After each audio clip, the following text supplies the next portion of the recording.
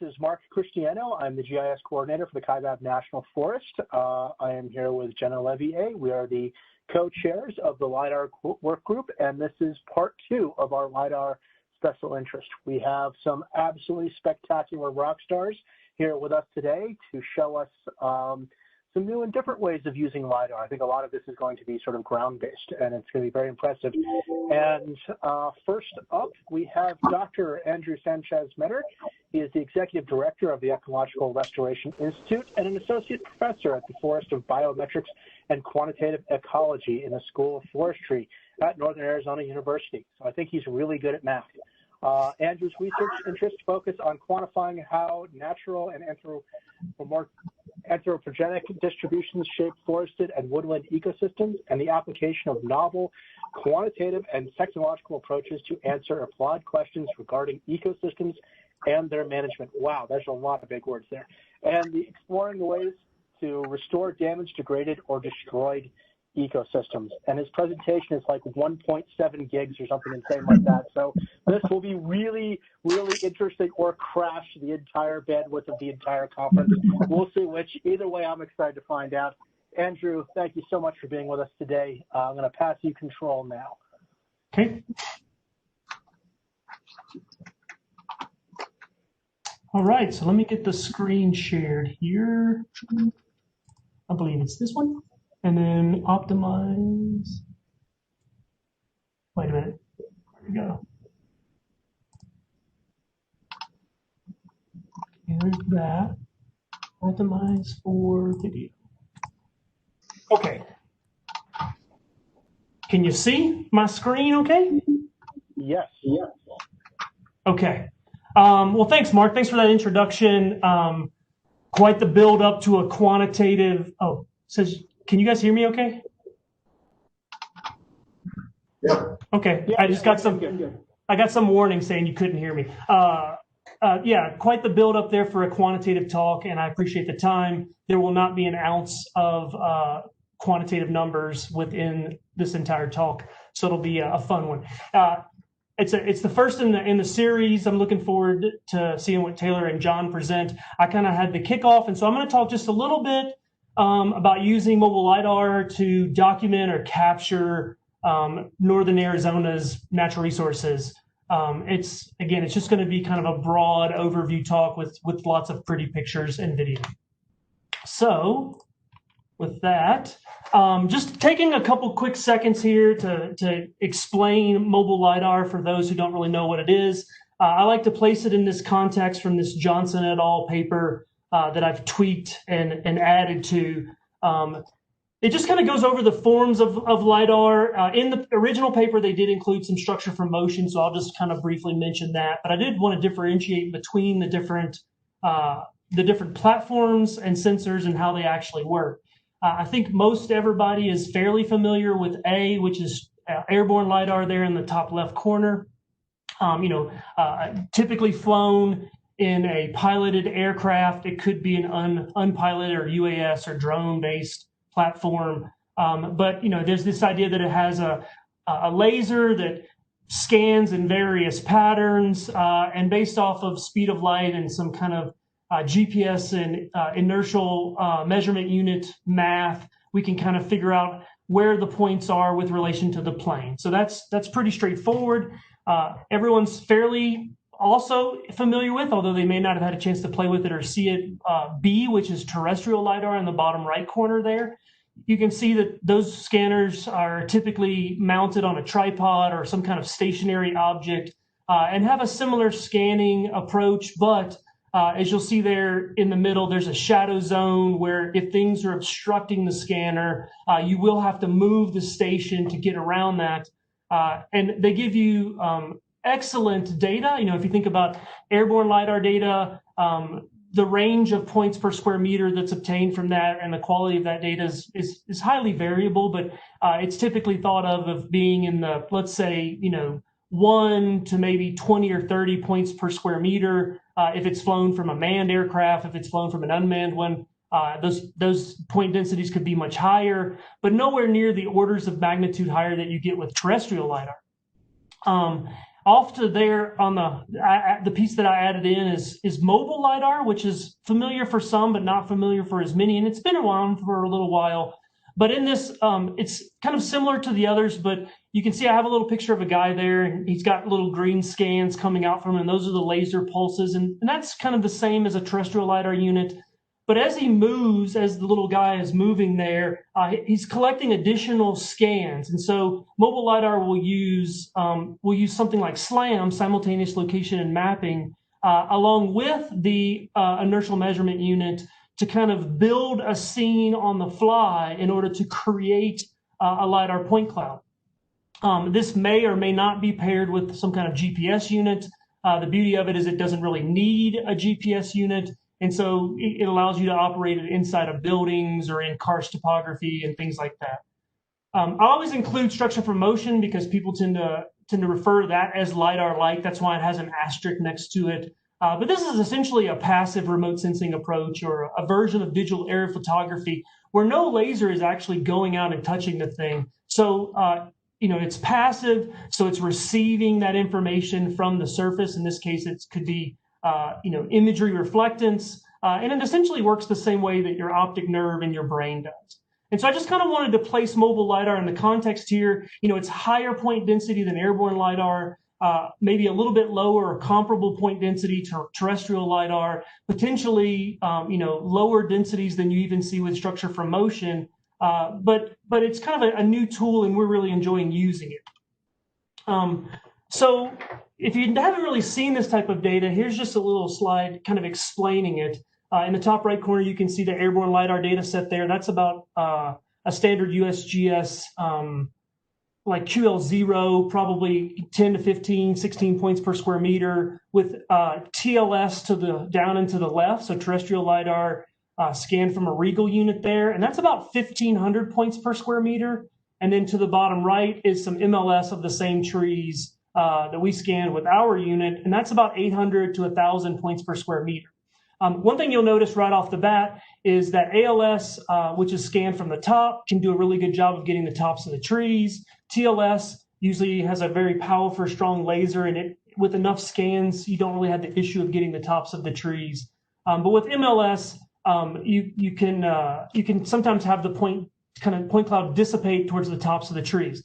The other thing you'll notice is the ALS LiDAR data has shadows. There's no points directly underneath the tree because the laser is trying to penetrate that canopy, so it's being obscured. In the TLS, depending on where the system is, you can kind of see to the right of that small tree, there's a little bit of a scan shadow there. In the MLS, there's not really as much of those scan shadows because we're constantly moving around.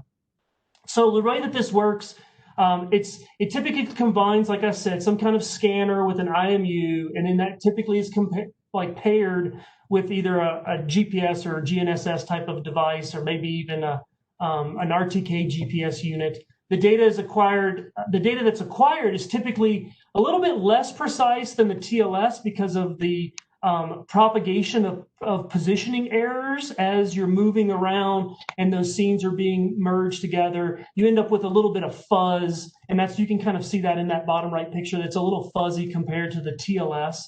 And traditionally, MLS are mounted on vehicles, but in this case, the one that I'm going to talk about here today is the GeoSLAM 𝐫𝐸𝐳, which is handheld. And this works great for forestry settings. You can see John, I would be surprised if he doesn't use the same image in his talk, kind of walking around out at Fort Valley here in Flagstaff. And so you can see all that basalt rock and coarse-wooded debris down, which would make getting a vehicle version of this pretty difficult. So we decided to go with a handheld unit. We decided to go with this unit for a variety of reasons. One being that we can also use it indoors and kind of in a variety of settings. We also liked it because this unit, which has the Velodyne puck, has a range of 100 meters. And so we kind of figured that 100-meter range was in line with what we wanted. It also had a little bit higher point density from some of the other models that were on the market. And so that longer range with a higher point density was important to us. It has a backpack form, so you can see John's got the data recorder hanging around his neck and he's holding it in one hand. And so really the functionality of it was something we were interested in. This can be taken off and mounted on a UAV, but that's not something we're exploring.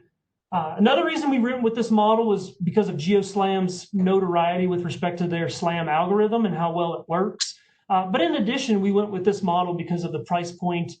It was kind of in the range that we were interested in. You can find these models, not this specific one, but if you start looking at MLS scanners, they're starting to get down into the lower $20,000 range. Some of them are still up in the $40,000 to $50,000 range. Leica has the Pegasus, which is a backpack mounted one with multiple scanners on it that's in the $250,000 range. So, in the $40,000 range, this was definitely had a good price point, and we really enjoy and depend on the customer service that we get from GeoSLAM. The last piece I'll add is because there was the Velodyne Puck, it does have 8-bit intensity, and having those intensity values, a measure of how much energy is absorbed by the laser, was important to us for a variety of reasons, primarily being able to differentiate between live and dead trees. So how does this work? Well, luckily, living in Flagstaff, we have close proximity to the National Forest. Just maybe 100 yards from my house is the Beale Wagon Road, the historical Beale Wagon Road as it goes through Flagstaff, where Beale's expedition traveled across the West, kind of scouting where the railway was going to go. And so you can see it, the actual Beale Wagon Road is just below the left side there next to the Forest Service placard on the tree. And you can see a trail going up and to the right. And so I'm just going to show you a quick little example of how the data collection in SLAM works. I'm going to walk, you're not going to see it in this, but basically I'm going to walk up this path to the right to the top of the hill that you can see there, and then down to the wagon road and back. And what you're going to see is essentially a top-down view on the left and a perspective view on the right of the SLAM algorithm and the data being accumulated and built. And so the way this would work is you can see that the little white circle is scanning and it's building the point cloud as we're going, with the little red line representing the path that I'm walking. And so you can see it again from the top down on the left. You can kind of see a canopied height model view, and on the bottom right, you can see a perspective view as I get to the top of the hill, right? And so then I'm going to kind of take a little dog leg and I'm going to work my way down to the bottom of the hill towards the Beale Wagon Road. And what you'll see is this drainage bottom starting to develop where the wagon road followed this Paradise Canyon drainage, which is actually in the floodplain from the museum fire. The way this works is essentially we're using SLAM to disentangle the computational problem of constructing this LiDAR point cloud on the fly. And we're also kind of using it to go back to the beginning. So the way, just briefly talking it through, is the IMU is used to estimate the initial position. A scan happens, which then essentially generates a trajectory.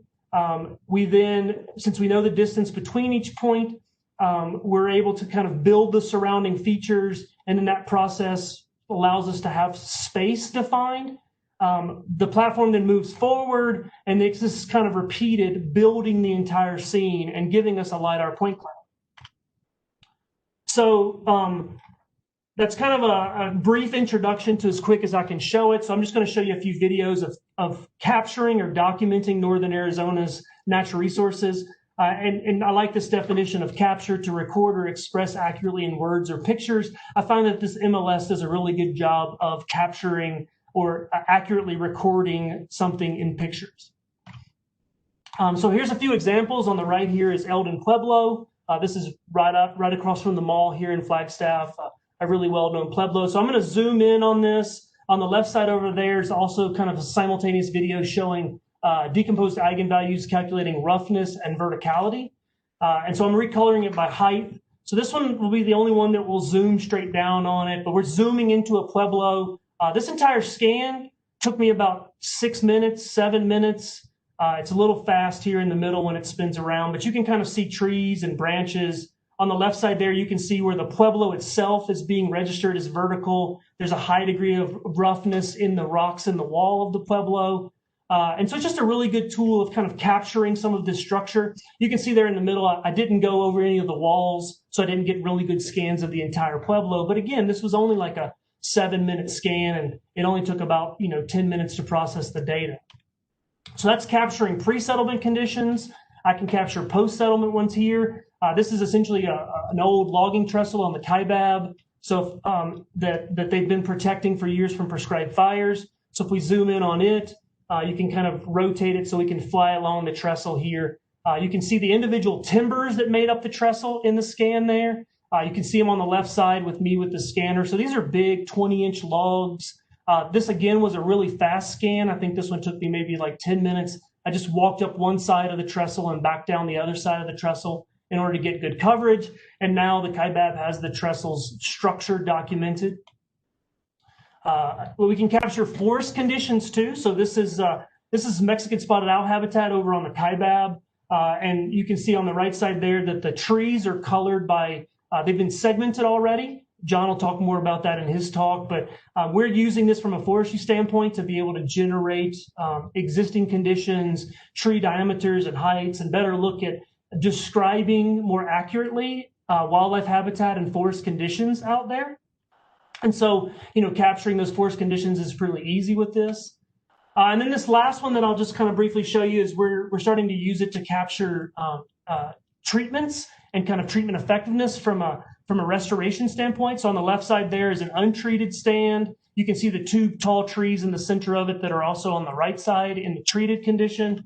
And so if we just kind of rotate it off on perspective and spin it, you can see that it really allows us to kind of look at the effectiveness of treatments, the discontinuity of canopy fuels, the mitigation of wildfire hazard, and we're able to kind of use this tool to make sure that our objectives are being achieved within our restoration treatments. So just a variety of things being documented there in Northern Arizona. We're just started playing with it more and more. You'll hear more about kind of some specific stuff that we're working on when John talks.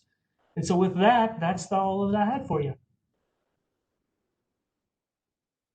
Great. Thank you, Andrew. That was pretty amazing. We have a few minutes for questions, one or two questions if people have them.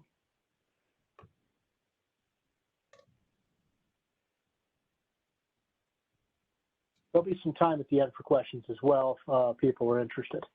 Angie Garcia has asked, what is used to process the data? It's a great question. So GeoSLAM has their own piece of software that you can purchase with it called the hub. We use the hub to do the actual SLAM component of it, which then gives us a LAS object, right? A ASPRS formatted LAS object. From there, we specifically just use the LiDAR package in R, which I'm a co-author of. We try to, for those of you who saw my talk a couple years ago, I've been kind of championing the processing of LiDAR data in open source software. So to get to the LAS object, we're using GeoSLAM software, which is proprietary with their SLAM algorithm. Once we've got it in a LAS object, a lot of this you saw today was just rendered in Cloud Compare, but a lot of the verticality and the metrics and height calculations and stuff, I'm doing all of that in R using the LiDAR package. Great, cool, thank you. Okay, we're gonna zip over to Taylor now. Hopefully there'll be some time at the end if people have additional questions. Taylor, AKA the Map Lady, is a GIS and LiDAR specialist, geospatial entrepreneur, and a U of A MSGIST in 2018 alumni. She's a small business owner and senior solutions architect for GeoSLAM.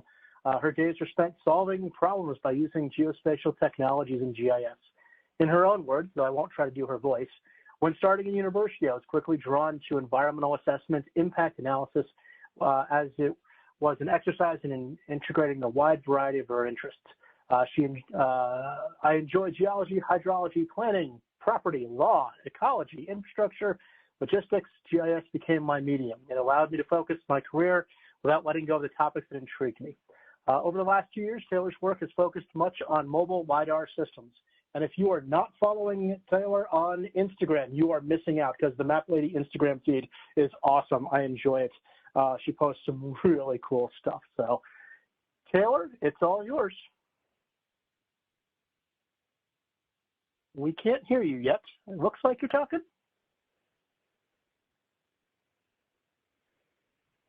There it is. All right. Hey, everyone. Cool. So if you could see my PowerPoint and hear my voice, and we are all good to go.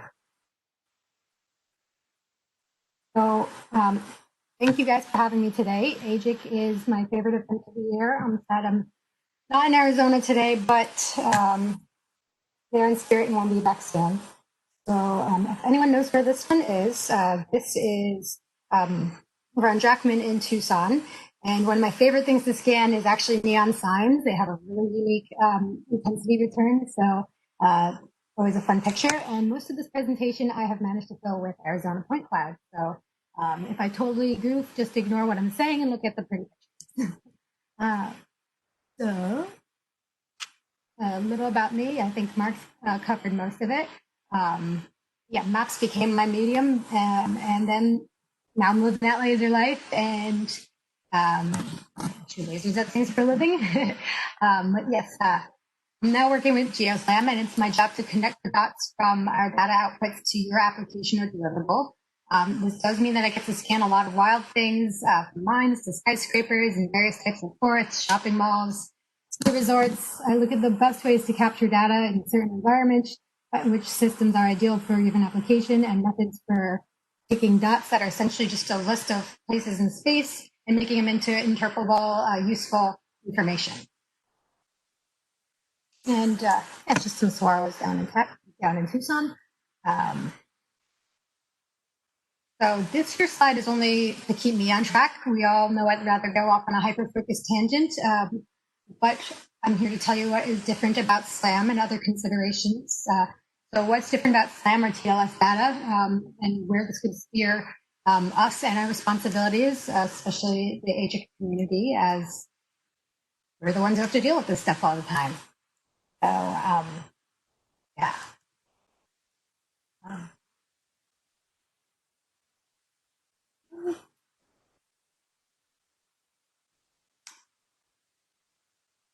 So the data that we deal with from point clouds from MLS is different. It's not, necessarily a different data type, but the perspectives and applications are. And I'm seeing that a lot more groups are trying to start to use this stuff. And before I get into the nuances of SLAM and MLS, I want to put forward this look at how LiDAR is collected, who collects it, and who consumes it. You can see it becoming broader and broader, and I'm not even going to touch on anything iPhone 12. Nope, not saying it. But I'm going to tell you that I had a dull moment the other day when I was on site with a client, and they reminded me that when they commission ALS to be flown, that they get classified post-processed data, as opposed to you going around scanning and all of a sudden your data is right here in your hands. So considerations around that. I had that total dumb moment, and I'm also going to ignore the astronaut in the room and point to this third image of when I took my GeoSLAM skiing. So going more places, more people have access to this, and more of us have the ability to process and make use of this data now. Touching on a cliffhanger from the last slide, I want to point you towards this cliff, or Bell Rock in Sedona. We kind of see a different occlusion than I see with all the wonderful Grand Canyon pictures I see from everyone else's LiDAR posts. And the occlusion's in a different spot. It's a different perspective when it's being carried around from a 5-foot tall hippie than, from an airplane. So I can't see the top of the rocks, but all those obliques that you missed from the plane, they're right there. But yeah, back to SLAM. Simultaneous localization and mapping is what that stands for. And I've been almost reconsidering what localization is. But to start, let's call it the ability for the scanner to know where it is in space with a real-time calculation. And of course, mapping is the creation of a data output, leaving this broad on purpose. But SLAM doesn't need no stinking GPS. More recently, we've been including some real-world coordinates, but it's not required, which is great because this now allows you to go to other places. You can go map underground. You can, inside a skyscraper, urban environments where you don't get a good signal. It's you could go anywhere. Most importantly, it works quickly. You don't have to set up in multiple spots and think about, okay, get this perspective, get this one, like close this traverse. It's, I could put it on like the dog's collar and have them walk around and collect the data all day. But yeah, so how does the SLAM work? For solving an unknown environment, working with what we got. And when we're getting 300,000 points per second, we're getting, a lot. We're combining laser and IMU simultaneously. and it's almost like we're gridding it out. So almost think of Minesweeper, and you start at 0, 0, or 0, 0, 0, and where you're going, you move forward 3, and the laser saw something 5 over that way. So we're assembling the world around us on a gridded system, and generally, as best practice, you will start and stop at the same location, get a good look around at each location. So when you return it, the algorithm recognizes the place and confirm the route that was taking and the measurements along that route. This GIF here is one of the images that isn't from Arizona, but I think it's a pretty good perspective of how we take each of these local scenes and assemble them in a global analysis. So say processing is like a 2-part thing, and it's all done automatically in the software. It's making each instance, what did I see here? What did I see here? What did I see here? And then it brings it together globally off of your path. And it's able to be adjusted a little bit, for certain environments. The default settings are great for processing time, which is 2:1 for scan capture. And then, so then it'll, transitioning to this one. But yeah, it assembles the world around it based on the motion and the IMU and the laser restrictions. And this is more so a quintessential Arizona point cloud. So I guess some scan practices I've used to create variation in tricky environments. I skipped the part. So the places where it doesn't like, where it's going to have trouble, that's why it's the Wild West.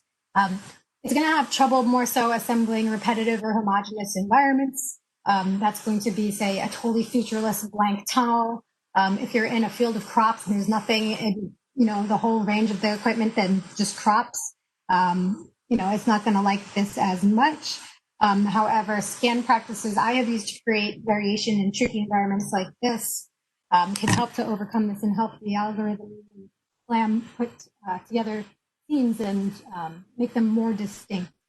By this, I mean, say I'm in a long featureless corridor, a hallway or a tunnel, and now I throw a box in that hallway. It's not just, okay, every local scene is a hallway with nothing but walls, but now it's closing in on this box, and as it moves, it's able to relate itself and localize itself, but also localize where that box is. So it's a reference point within it. You could also create this this variation with your motion and your perspective. So room transitions, like if I was indoor scanning and I was coming through this hallway and I back out of it and back into the next room, or if I bank around a corner, look at all directions like when I took off, it then makes everything that's seen at this corner more like a reference. Also in the software, the way this recognition could happen would be like, say I could balance the IMU versus the laser. If I'm scanning in a field of crops and all it sees is crops, and it's trying to assemble like really hard, like, okay, where did I see that branch that looked like this? All I saw was branches. If you remind it to lean more heavily on the IMU and the motion, considering where it was instead of the laser, then at that point, it can solve it a little bit better. So creating this variation through many different means and kind of being clever. But what can go wrong when things are going wrong? I mean, what's going to go wrong? Drift, geometric problems, if things are placed in the wrong location, if everything is, say, a repetitive homogeneous environment and there's nothing to, control to keep it being like, you weren't there, how could you be there? There was a tree there. You could have drift, but a lot of these practices overcome this.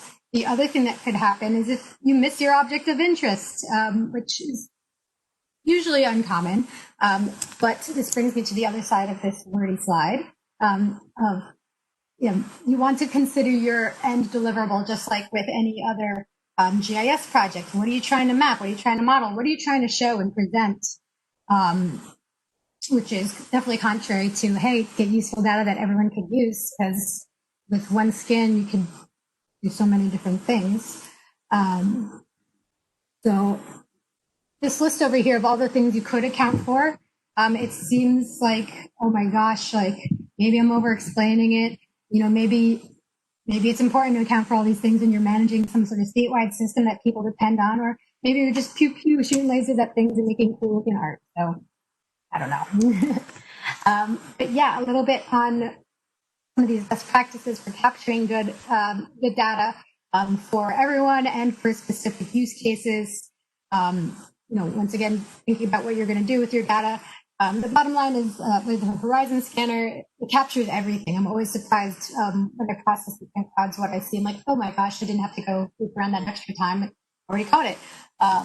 But definitely considerations for everyone. Could be different materials, some other fun things, like if you ever scan a mirror, it makes a phantom room on the other side as you see the reflection behind me. But it would place what it's seeing in that room on the other side of the wall. So that could be a pain in the butt post-process if you have all those extra dots. It's also, if it hits water, it absorbs the pulse, of course. But then, and then some other objects are like invisible, like a sketchy black van. It just doesn't get picked up with the laser. Neither does 𝐀𝐫𝐢𝐳𝐬 in Chicago, by the way.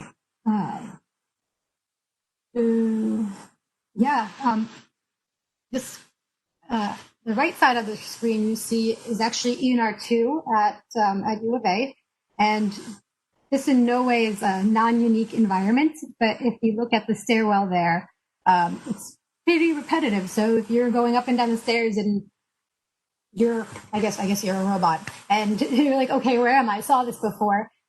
You would need your operator to bring you out to a different perspective and be like, this is the 4th floor, this is the 5th floor, and kind of gain that extra look up and down at each step is definitely a beneficial type step for that. So you can overcome, of course, with these best practices of looking about creating perspective, also closing your traverse, almost visually closing your traverse. I had someone the other day scan 2 sides of a fence and they were looking away from the fence. If both sides of the fence looked at the same tree, would have locked it all together. But that was just one example I've seen with drift. Pretty hard to break. Another idea too is you could be, battling yourself if you're scanning for color, and that's not necessarily the best practice for other certain environments. If you're scanning for color, you want to keep it totally still, totally sweeping, almost like squaring up, like you're taking a good photo of everything. But at the same time, if you're, trying to capture everything really fast and almost not have, you could scan too much on one spot. If you're trying to prevent that and doing larger scans, don't worry about squaring up every image. You could do cartwheels and scan everything. So yeah, it's definitely about a mission plan, thinking about what you're going to do, where you're going to go scan. Some of these more advanced things are really like, okay, if you're doing volumetrics of, a plant, or if you're doing some meshing and other, some other applications where you want a homogeneous shot density, you might be reducing a post-process step if, you're mindful of this and don't do too many passes. Which brings me to another unique point of mobile LiDAR is that we're not necessarily thinking about point density as QL1 or QL0 like we get with awesome post-processed data that we get from aerial LiDAR. The amount of points that end up in each in a square meter is going to be dependent on your the distance from which you're scanning, the amount of passes that you do. And this is a whole other rabbit hole that I'd love to go down. I'd love to see more people go down and study at length, but it is definitely another variable that I like to think about. Another idea also is, what are the coordinates of your kitchen cabinet? So if you are scanning now with some sort of GPS integration, you want to go ahead and get a good signal on both sides of the building and include that in your mission plan to make sure that you're not just bouncing it off of one side, that you will want to have a well-planned survey, so then you could go in and it'll interpolate real-world coordinates as it move us off of this this grid, which has a lot of other considerations around it. But yeah, just a quick look at Point Cloud 101. The top right, not Arizona. It's spooky season, so it is a cemetery. and I chose it because the glass in the church gave us different intensity. You could almost see like sinks underneath some of the sites. It was from the 1860s, the cemetery was somewhere in West Virginia. And then the other one with the parcels is not Arizona. Everything else in this presentation is Arizona.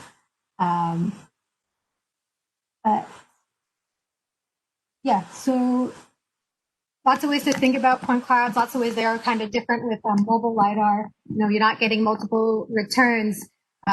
So what do you do? How do you classify the ground? And that's tantamount to so many other things. But yeah, for data structure, you have attributes like scalars, or scalars which are like attributes if you're a GIS perspective. The classify things almost like with remote sensing techniques of spatial patterns and spectral patterns, but also within the data structure, those exist as almost like an oak tree, or you know, how things relate to their neighbors and the world around them. So these are all kind of things to think about when breaking down and analyzing your point clouds for spatial analysis. The bigger thing that's been on my mind lately has been projections and georeferencing, or projecting your point cloud. And if you were here when you saw this, where were you in real world coordinates when you saw this? And then consideration of like, you want that on a local grid in the local system, but then to bring this up to, you know, more scalable projects, like it's really better to have it like, you know, some sort of global perspective. So that's what's been on my mind lately. And I see that I'm tearing through time. So I'll move on to a little bit more of the practical applications and what I've seen use. I'll go through these just looking at them because I ran out of notes.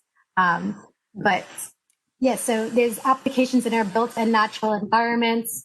I'll admit I'm a rock hound. I make fun of my geologist friends that I'm still a hobby geologist, but definitely a lot of applications in mining. You know, you can do tailings volume, tailings, volumetrics, overburden, interburden, pretty simply, and then also, you know, intensity as proxy for spectral signature, another rabbit hole to go down, which I wish I had the time for. And then they, you know, we have all forest ecology ones that are coming up. Kind of one of the rudimentary processes of point cloud analysis is the cross section, so you can get a floor plan. Yeah, so you could get a floor plan with the cross section. You count the trees in the forest with a cross section. Yeah, I mean, yikes. Real estate, almost all the way going to a VR tour if you're really going to put in that much processing time as well. But in terms of floor plans and waypoint finding, this is all becoming easier and easier. So some of the takeaways is that more people are using this technology. We need to also think about standards, protocols, and methods for this. And we have been, but they are out there, and as this technology becomes more and more appropriate, then we're going to see more people using this and having access to it, and you know, using it appropriately. Whether they're implementing a scan routine, if you want to be able to do the same thing again, it has to be geo-referenced in the right place or controlled in the right place. Because how are you going to do a, you know, temporal data comparison if, you know, where's your data even exist? On Mill Island? No. Then here's just for fun. I think my first AGIC presentation I presented on manufactured housing. And here I am the other day playing with some robots. So yeah, I think I'm almost out of time. Taylor, you're actually out of time. Oh, sorry. So, if you have a last slide you want to throw up, that's awesome. Yeah, some contact info maybe. Yeah, there's a thank you. And that's the Gemma show. That's the guy selling fish fossils. Cool. Well, thank you so much. That was really interesting and amazing graphics. I really wish I had more of these toys, maybe in the future. Unfortunately, due to time, we're just going to jump straight into Jonathan, and maybe there'll be some time at the end where people can ask more specific questions, or you can feel free to throw some stuff into the chat. John, I'm going to pass this over to you. Jonathon Donager is a remote sensing and geoinformatics scientist and postdoctoral scholar working with the Ecological Restoration Institute to develop tools for better understanding forest structure, management, disturbance, and ecology, and applied tools for understanding these at the landscape level. His work is focused on climate, eco-hydrology, fire, and structures among forest types across Western North America using a variety of remote sensing data sets, including spectral imagery, synthetic aperture radar, and LiDAR. So I really hope John is spending a lot of time on the 𝐀𝐫𝐈� because I need all this expertise. So, John, the floor is yours. Thank you so much. Let me make sure. I think I might have to. Yeah, we're on the presenter version. There you go. That looks better. All right. Great. And you guys can hear me okay? Yes, we can. Awesome. Well, yeah, thanks for the introduction. And thank you, Taylor and Andrew, for kind of going over all the basics so I don't have to spend as much time doing that myself. I'm going to dive into a bit of a more specific project that I've been working on both with Andrew and Ryan Blackburn, who's a PhD student in the School of Forestry here. I called it a Fracas of LiDARs. Is my sound okay? I feel like there's like a feedback or something. I can hear a little tendiness too. We'll make sure that everybody else is muted. Okay. But I think overall you're doing pretty well. We can hear you pretty well. Okay, great. Yeah, so I'm calling this a Fracas of LiDARs. This is a word I was looking through lists of synonyms. I'm like, what's a kooky word I can use to throw into the title here? And I came across this noisy quarrel, and I was like, that's it, because that's what I'm trying to do here. I'm trying to separate the signal from the noise, comparing these different LiDAR data sets, looking at what we can pull out of them in terms of forest structure. LiDAR, as you've seen from all the pretty pictures we've seen in this session so far, can be used for a lot of different things, and that's why we're really interested in using mobile LiDAR technologies, pre-treatment assessments, sampling for cruising, how to do more efficient sampling across your landscape. You can think about it in terms of adaptive management, looking at habitat, trying to assess fuels and wildfire hazard. So it's useful potentially for a lot of things. We just need to know a little bit more about it. So the data sets that I'll be showing you guys that just happen to overlap in this one study site, and that's why we decided to focus on it. We have overlapping aerial LiDAR that's collected in 2018, terrestrial LiDAR that I collected as part of my dissertation in 2016, and then mobile LiDAR that we've been collecting this last year with the 𝐀𝐫𝐈𝐂, and then just putting in some manual plots to be able to assess how well we're getting those tree metrics out of the data sets. And that spinny image there, that was just an overlay of the 3 different data sets piled on top of each other in that same order. There we go. So the study site where we're working, it's really close to home, fortunately. It's called Red Tank. It's just west of Flagstaff. The maps on the left there show the outline of the study area overall. This area was part of the fire and fire surrogate study and was treated in the early 2000s.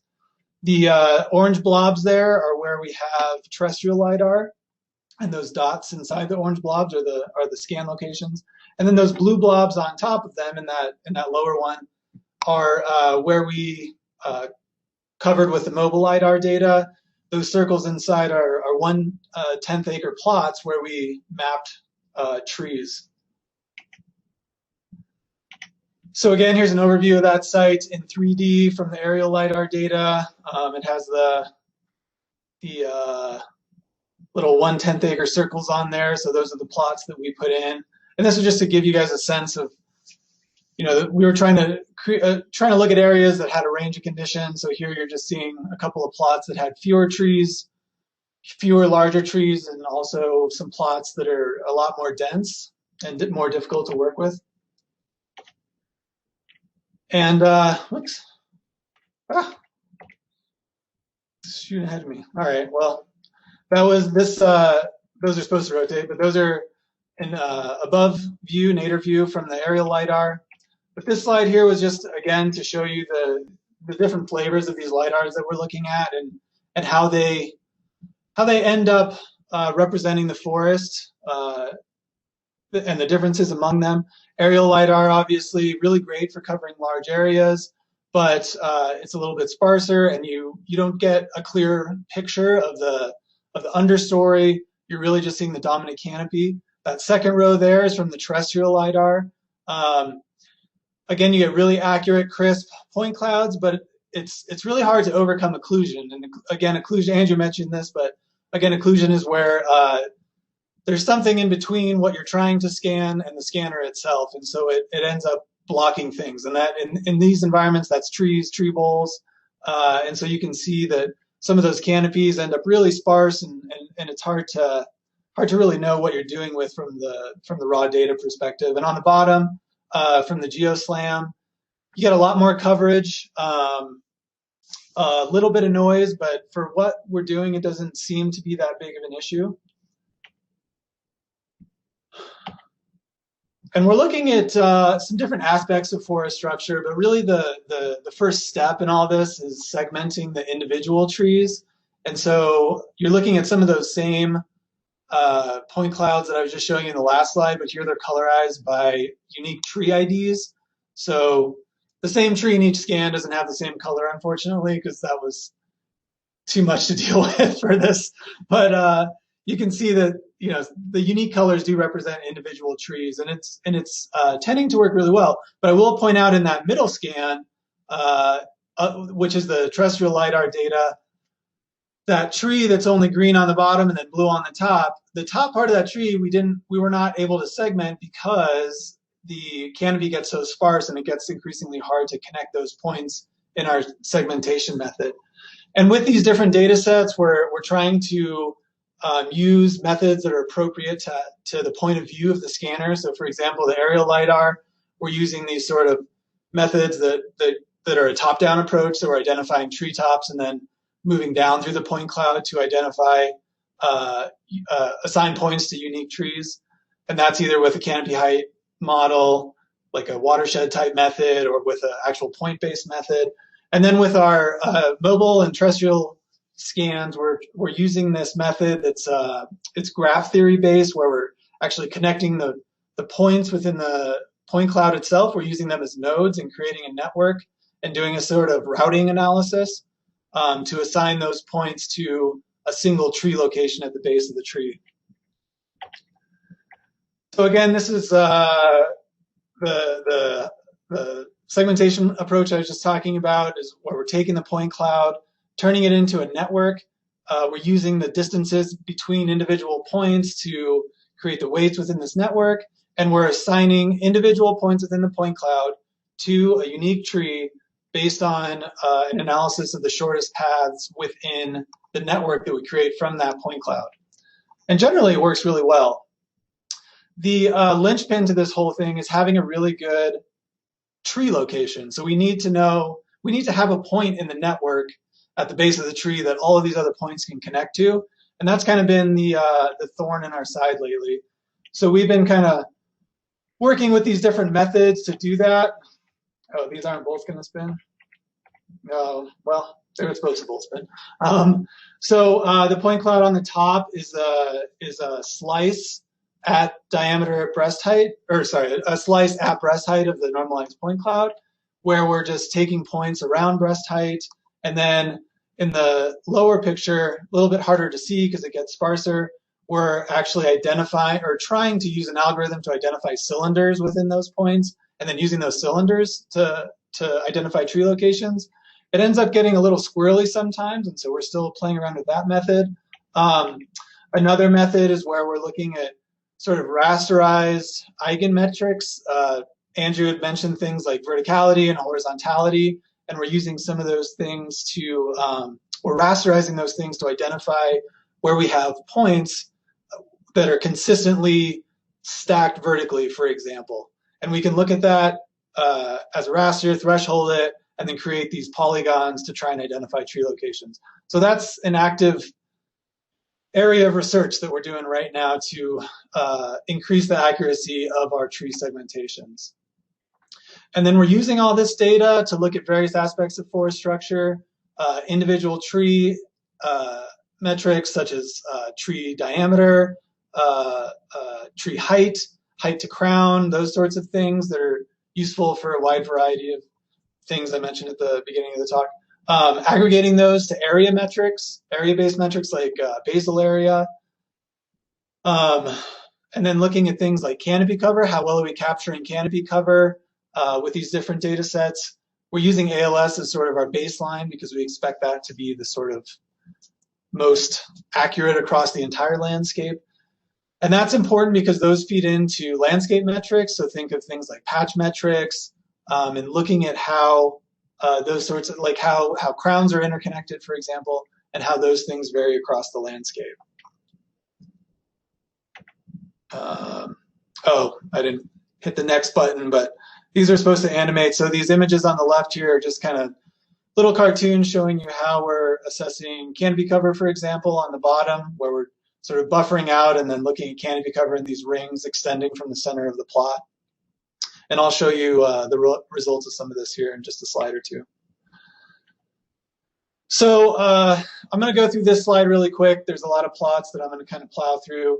The text on the left kind of summarizes everything, but from the methods that we're using right now, and again, we're still working on these methods, from ALS, our sort of overall tree matching ability is about 66%, and that's largely coming from small trees and sort of sub-dominant canopy trees that we're just not reliably able to pick out with the aerial LiDAR.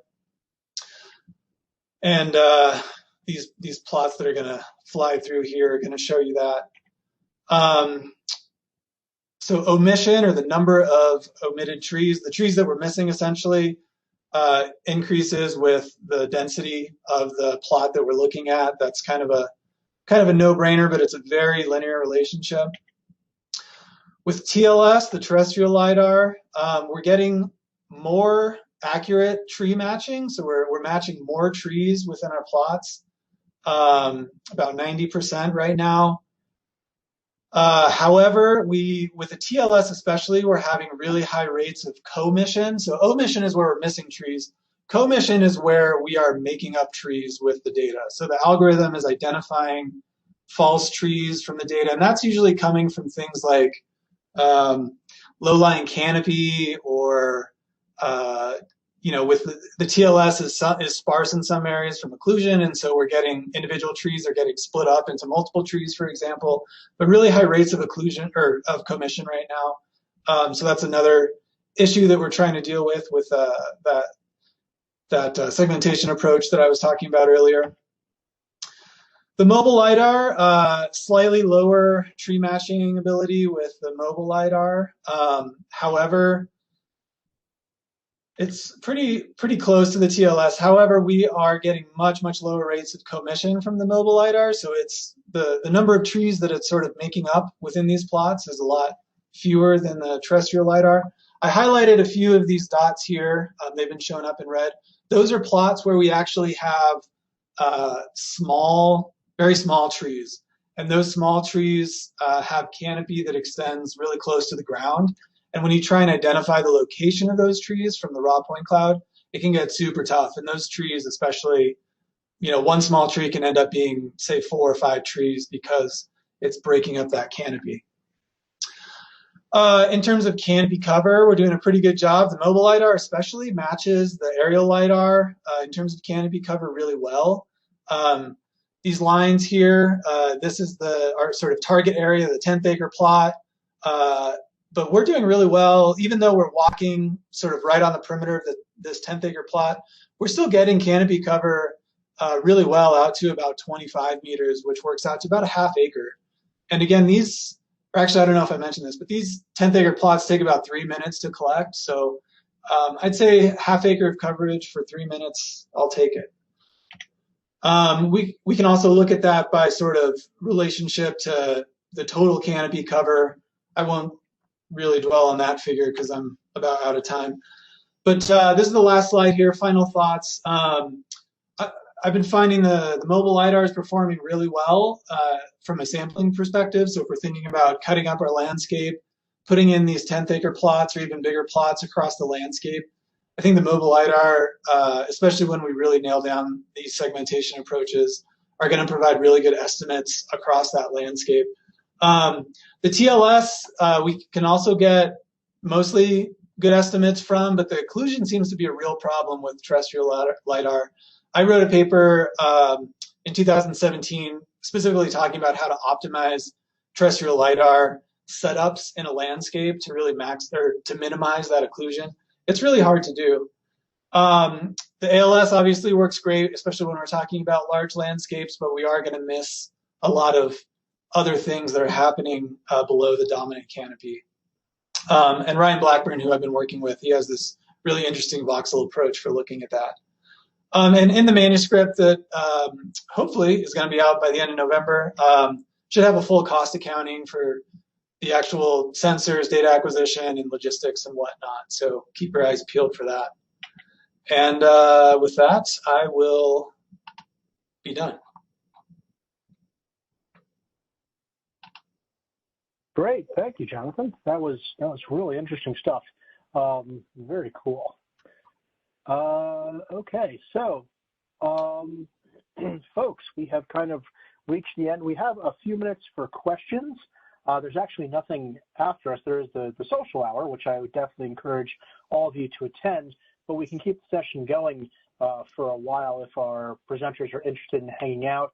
You're welcome to throw your questions in the chat, or you are welcome to, we can unmute you and you can ask your questions. So I'll hang out for a while so people have questions. I think you can just raise your hand and we'll be happy to unmute you, or you can chat. So, or just put it in the chat, hey, unmute me. So, so Jonathan, I hate to say it, but I think Andrew won the spinning, tree thing. I think I see the difference between the professor and the student. I'm sorry to say it. He has mastered the spinning tree. So much more efficient with inducing motion sickness.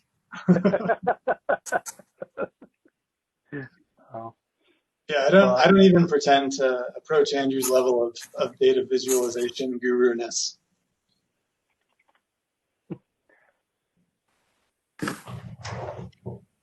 So let's see if anybody has any questions. Well, a couple of them just jumped in at the same time. Will the slides be available? Yes, I believe all the presentations will get uploaded or we'll track people down. Taylor, specifically, they're asking for your presentation. So I don't know if you want people to email you or what would be a good way for them to get your presentation. Yeah, shoot me an email. Jonathan, the next question is actually for you. What segmentation method are you using to identify stems, and what software? Taylor, if you would upload your presentation to the AGIC website, that would be awesome. Thank you.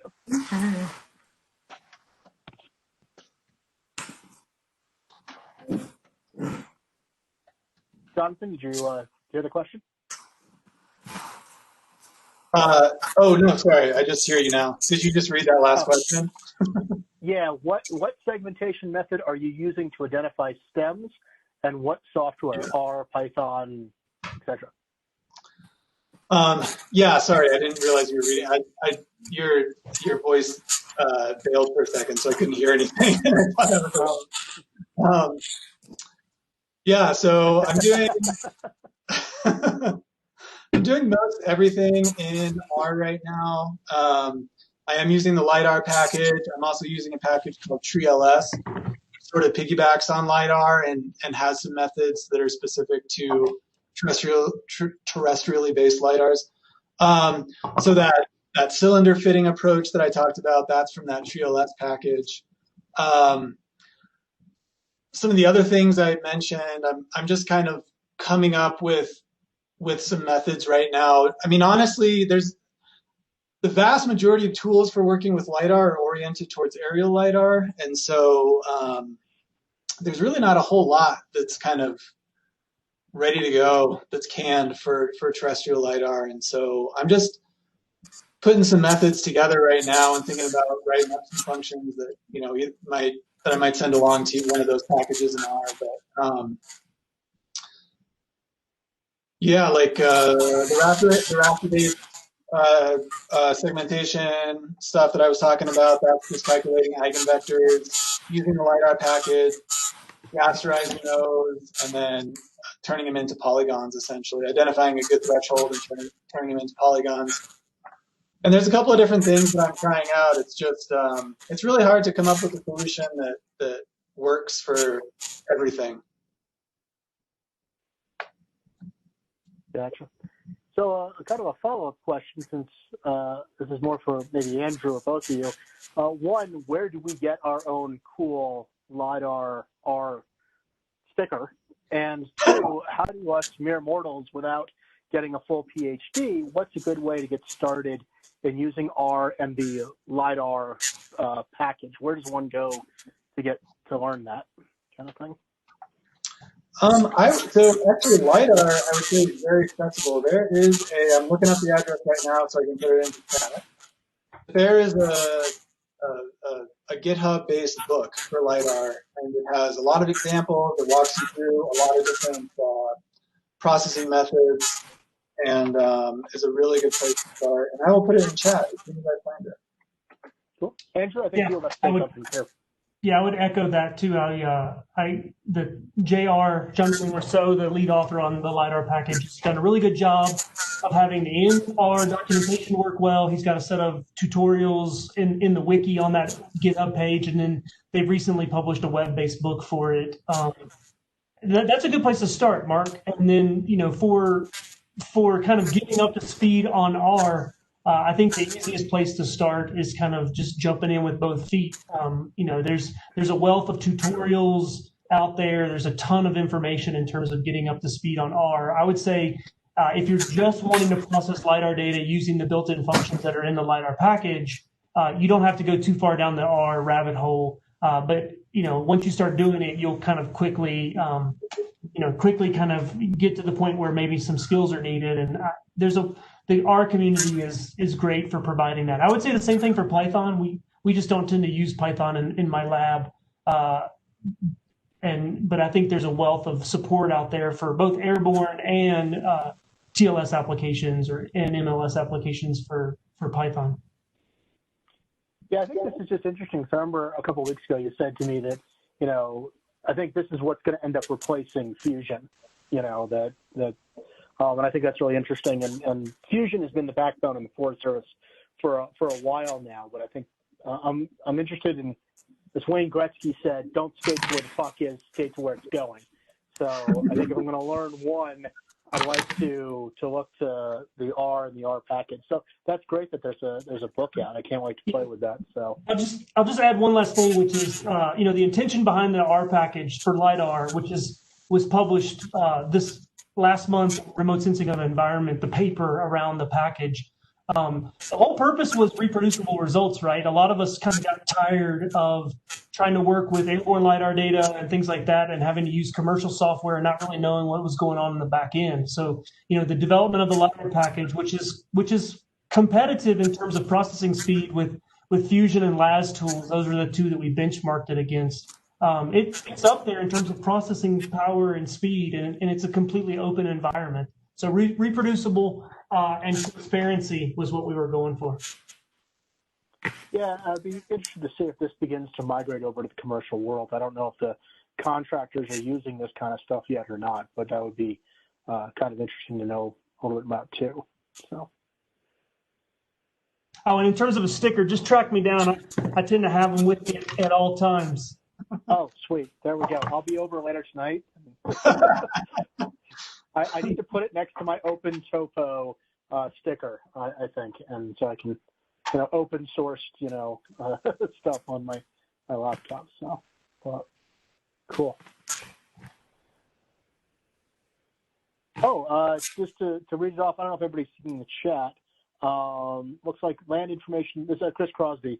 For those of you who saw his great presentation earlier today, Land Information New Zealand recently published this tutorial on using LiDAR, I guess, I don't know how you say that with making it and then you have to roll the R a little bit. LiDAR Say like a pirate. LiDAR to identify trees and point cloud data available open topo. So he's got a link in there too. I'm cutting and pasting these things in hopes that maybe we can get them somewhere else as well.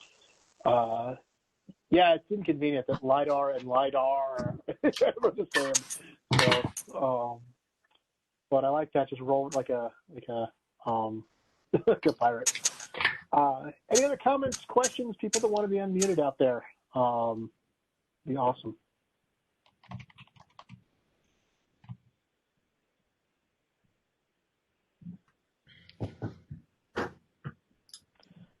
Okay. Well, I thank everybody for coming and hanging out. I really want to thank our presenters, not just these three, but the three we had before today. I think the LiDAR track was a great success this year. As always, I'll throw in a quick end plug for the LiDAR work group.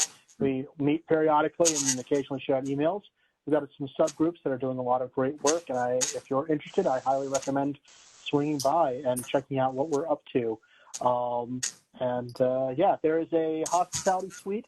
I think it's going to run from 4:30 to 6. Feel free to swing in. This is kind of a new experiment. I think they can split people off into smaller groups who want to talk. So maybe I should have planned out a LiDAR beer thing in the social group or something like that, or a LiDAR beer social group. So anyway, over a room. Thank you. So thank you, everybody. Thank you to the presenters. Have a great night, and I'll see you guys all back tomorrow. Take it easy.